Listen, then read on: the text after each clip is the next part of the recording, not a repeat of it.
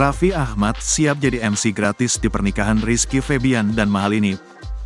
Presenter kondang Raffi Ahmad siap untuk menjadi Master of Ceremony, MC, di pernikahan Rizky Febian dan Mahalini. Raffi Ahmad memang pernah berjanji kepada Rizky Febian dan Mahalini untuk menjadi MC gratis di pernikahan mereka. Lantas, Raffi Ahmad menegaskan jika pernikahannya siap dilaksanakan, ia pun sudah siap menjadi MC dalam gelaran pernikahan Rizky Febian dan Mahalini.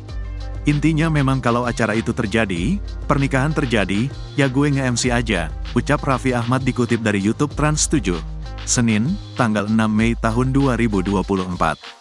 Ayah dua anak tersebut mengaku sudah dapat undangan dari putra sulung Sule. Saya sudah dapat undangannya, ujarnya.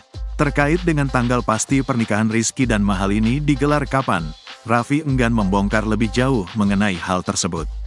Tapi kan saya nggak bisa ngomong kalau yang bersangkutan ngomong duluan. Ya, gue takut kalau mau nyebut, biar yang bersangkutan aja, ucapnya.